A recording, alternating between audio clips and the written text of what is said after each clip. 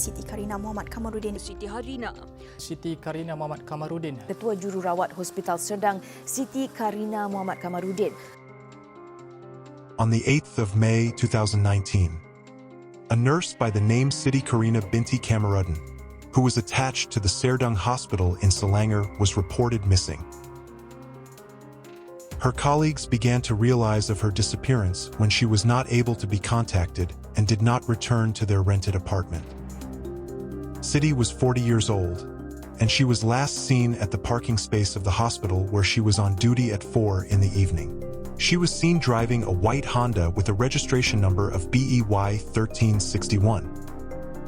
When contacted, her husband reassured that they did not have any issues between them. According to the husband, Siti informed that she will be returning to her hometown in Kuala Pila after her duties on that very day.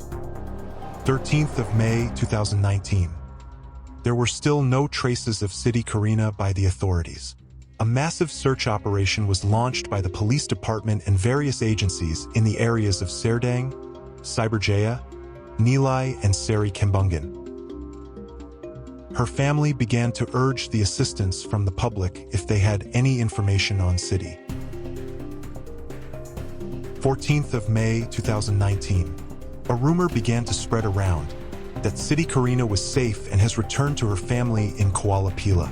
It was later verified as fake news, and the authorities cautioned the public not to create panic and spread unverified information regarding her disappearance. The next day, a body of a dead woman was found in an apartment in Cyberjaya, Selangor at 2:30 in the afternoon. The body was discovered by the owner of the apartment unit, who was there with another 2 technicians to fix a broken washing machine. The body found was already decomposing, and there was a slit mark on the neck of the body. It was estimated that the body was there for about a week. A knife and a set of clothing were also found at the scene. It was later confirmed by the police that the identity of the dead person was indeed Siti Kharina binti Kamarudin. They ruled out theft or robbery as valuable items of the victim was untouched and nothing was seen to be stolen from site. 16th of May 2019. 2 suspects were arrested by the police based on CCTV footages obtained. One of them was a male Pakistani national and the other was a Nigerian woman aged 38 and 35 respectively. Based on the investigations on the 2 suspects, the police had now new leads, and they began to look for a Nigerian male by the name Alawajawan. Alawajawan was identified to be the main suspect in this case. On that very evening, Alawajawan was arrested by the Selangor Crime Department in Cheras Central, Kuala Lumpur. The 3 were remanded and kept for further investigations. On the May 17, 2019, the Crime Investigation Department Chief of Selangor, SAC Fadzil Ahmed, officially classified that a murder took place and the victim died due to the injury on her neck.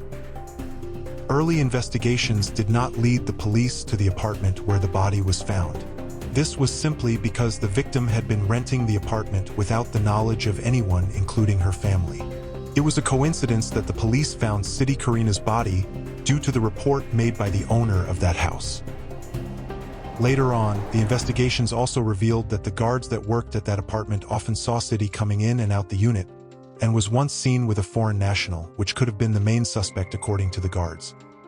The police urged the public not to speculate regarding the case and warned the public of jumping into conclusion, especially on social media platforms. After much investigations, the apartment was known to be rented to Siti Kharina, and the police confirmed that Siti Kharina actually knew the main suspect personally. They managed to gain information that he had met the victim many times in that very apartment. He was staying in Malaysia illegally without a valid work permit nor visa. Alawajawan was later charged in court for the murder of Siti Kharina Kamarudin, but the motive of the murder was never revealed. According to the police, the case was classified as solved and the main suspect was Alawajawan. Meanwhile, the other 2 were listed as main witnesses by the courts. On the 4th of August 2021, Alawajawan was sentenced to death by the Malaysian High Court.